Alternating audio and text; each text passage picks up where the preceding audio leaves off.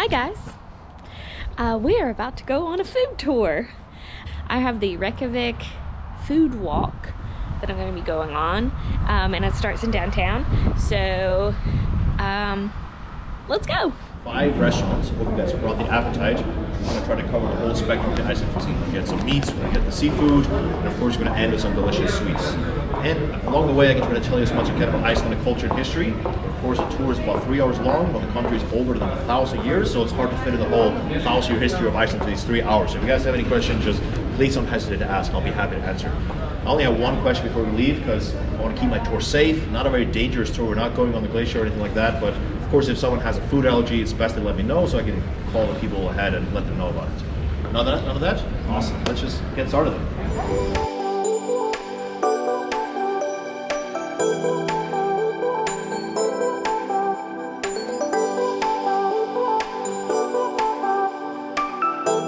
Of course, 20 years after he built the house, the city became the capital, and all of a sudden there was just way too much traffic around here for him to have a falcon farm in the center of the city. So it became sort of like a trading post, and eventually in 1901, the first Icelandic businesswoman or entrepreneur opened this restaurant called Kona, which literally means the Lady of the Mountain, and that is a figure title for Iceland, the same name as Uncle Sam is for the United States. So quite a prestigious title that only the ladies can hold. And of course, every time we go to a restaurant in Iceland, it's going to be either lamb or fish. We're going to start off with a combo of both. So come with me. Let's see what we're going to get. So we got these 2 tables, but why don't we just spread around over here? All right. So we got the food out. Like I said, it's both lamb and fish. And this is the best fish, in my opinion, we have here in Iceland. It's the Arctic char. So if you haven't tried the Arctic char before, it's delicious. It's sort of like the salmon, but a little bit better. It's a freshwater fish, lives in the lake, so it doesn't get out to the ocean to catch that ocean flavor that some people don't enjoy about fish.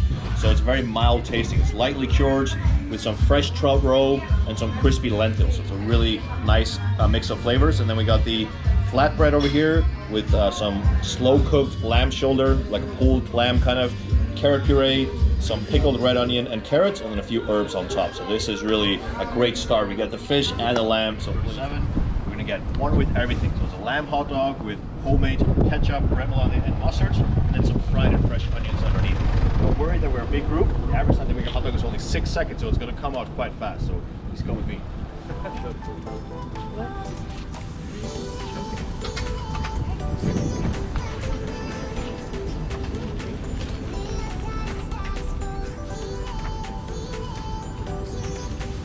Thank you.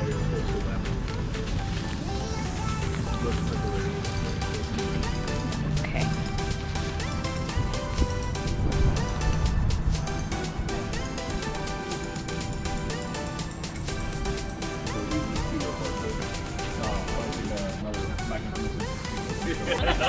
Maybe 45 minutes later. Oh wow. It's really good. We're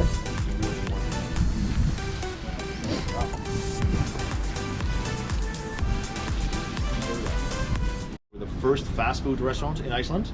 So before they open up, you would have to go to a pretty fancy restaurant, sit down, and of course pay a pretty high price to get a nice warm meal. And then it wasn't accessible to everyone. So this one opened up, and it was fast, it was delicious, it was really cheap. It's always been the cheapest meal in Reykjavik. And they also were one of the first places to sell single-serve Coca-Cola. So they quite quickly became the most popular restaurant. Then after the Second World War, we gained independence. We have to choose what's our national dish. What's the most popular thing in Iceland? It's pretty much this restaurant. So this restaurant created the national dish, and ever since then, the hot dog is everywhere. So next up, we're gonna go get some delicious seafood at a place called the Mess Hall. So come with me. Now I normally don't like a lot on my hot dog, but that was really good.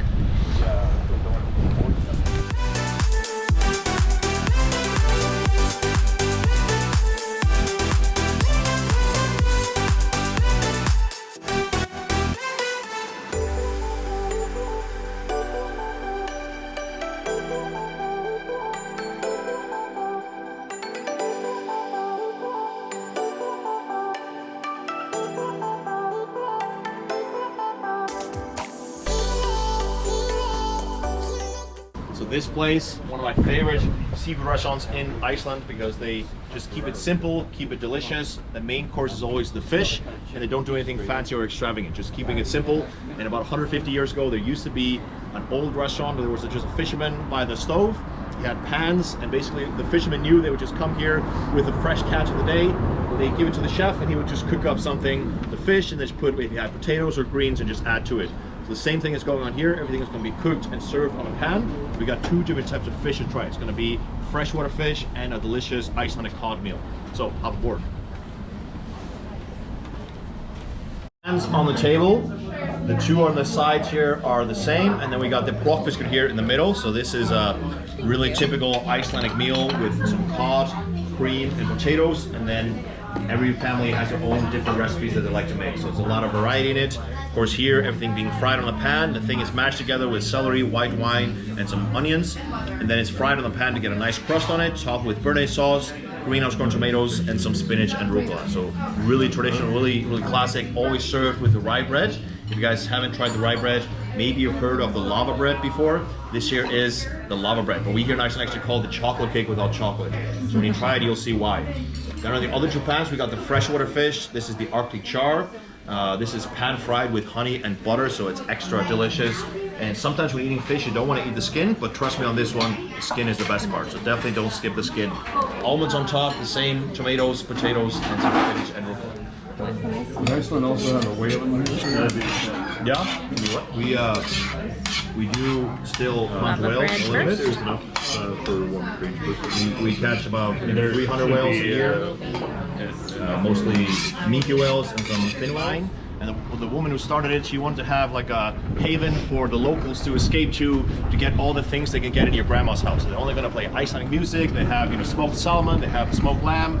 They have pancakes just like your grandmother makes. But we're going to get the lamb soup, so it's going to warm us up, keep us warm for the rest of the walk. And the owner also serves all the local beers, so we're going to get one of those. And we're also going to get a special starter that you can only get in Iceland. So, don't be.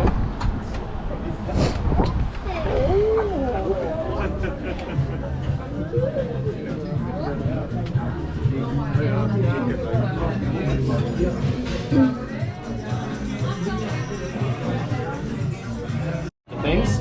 Sometimes they catch a shark. It's a Greenland shark. And the Greenland shark is actually the longest living animal in the world. It can live up to 500 years. So of course this is touted to be very, very healthy for you. This is, you know, this paired with the Blue Lagoon is the reason why most people look very young here. So we're gonna try the shark. It's these tiny pieces, always as a starter or an appetizer before the bigger meal. So you should have toothpicks there. You can pass down one jar and maybe trade you some toothpicks because It smells so fishy. Okay. I don't know how I feel about this. It smells like Okay. Oh Lord. It doesn't even smell fishy anymore. It smells like, what's the chemical? the second thing here, this is dried cod. This is really distinct. The flavor is very strong fish. It's almost like a licorice. I think it's the aftertaste that gets me. It's like Wash it down with some beer. It's not bad. Thank you. It's not I feel like bad. all the Americans go like fish turkey, but it's Good job. very interesting. It's actually not bad. This was better than this. Alright, then the main course, we got the lamb meat soup. This is just a really delicious lamb broth with some lamb meat. And the root vegetables that are available here are just like carrots and white turnips. So, farmer's delight. This everything that's available at a farm. Lamb and root vegetables. So please enjoy.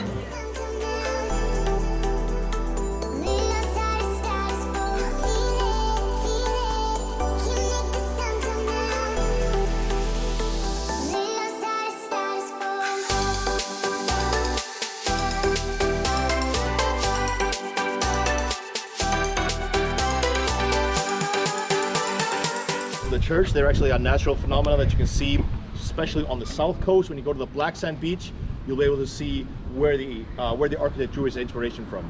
So it was built in 1944, and that was the same year that we gained independence from Denmark. So we sort of celebrated our independence by building an authentic Icelandic church with this Icelandic architecture. It's a solid concrete structure, and it's a really just iconic landmark here in the city. Definitely recommend not missing that while you're here. Then we have a statue here in front of the church. Does anyone know who this guy is? He discovered America. Kids? Leif Erikson. Leif Erikson, there you go. Nice. A lot of times people actually guess Christopher Columbus, but this is Leif Erikson. Leif Erikson was one of the most famous Icelandic explorers around the 11th century. He was probably born here in Iceland, but his father, Eric the Red, came from Norway. And Eric the Red was a famous, probably infamous Viking warrior. He was really skilled at killing people, which is great when you're at war. When you're not at war, it's pretty much considered murder. So he murdered some people here in Iceland. He was exiled from the country, so he had to find a new place to live. So he sailed to Greenland and he founded a colony there, and him and his people were the first indigenous people in southern Greenland. And he actually named the country Greenland because he was mad at the people in Iceland for kicking him out. So he wanted all the new colonists to come to the luscious, beautiful Greenland rather than the cold and damp Iceland. And then of course when people got there, they realized that he was lying. It's literally a glacier, so you can't find anything to eat there. So people usually came back to settle here. And his son Leifur went further west to North America. He landed in Labrador, Canada, and he went as south as what we now know as Massachusetts. There's actually also a statue of him in Boston, and there he met the Native Americans. They had built a small settlement, but when the Native Americans came, they realized that someone had already owned the land, so they wanted to get a relationship going, getting some permission to actually settle in the new continent. And they brought with them, their main food source was milk, so they brought with them some cows. They used the milk to make skyr and cheese and all that kind of good stuff. It's a really reliable source of calories. And they also found a lot of grapes in Labrador in Canada. So basically brought cheese and grapes to the festival, had a really good time until they found out that none of the Native Americans had ever even seen a cow. They were all lactose intolerant, and they all got sick from the food that the Vikings offered. So they took it as an act of hostility and they kicked them out. So they never got permission to settle in North America. So he went back to Greenland and most likely died there with his family. But he was the first European to set foot in North America about 500 years before Christopher Columbus. That's actually why we have the statue. The statue was a gift from the United States in 1930, celebrating the 1,000-year-old anniversary of our parliament. And it was like a worldwide recognition for us that he was in fact the rightful discoverer of North America. All right, we're here in Cafe Loki, of course named after Loki from the Norse mythology. And it's kind of funny. The reason it's called Loki is, first of all, we're on the street here, but also when the church actually sort of started running in 1973, but it wasn't finished till 1985. They started ringing the bells in 1973. So a lot of people live around here. They were like, oh my God, we gotta hear these bells every single day. So the lady that lived here, she opened this restaurant in 1985, and she decided to call it Cafe Loki right next to the church, like the worst god of the Norse mythology, right next to the biggest church in Reykjavik. So we're gonna go get two types of dessert. One of them is a really typical Icelandic sweet, almost like a donut, and we're gonna also get a 63-year-old recipe of an ice cream. So come with me.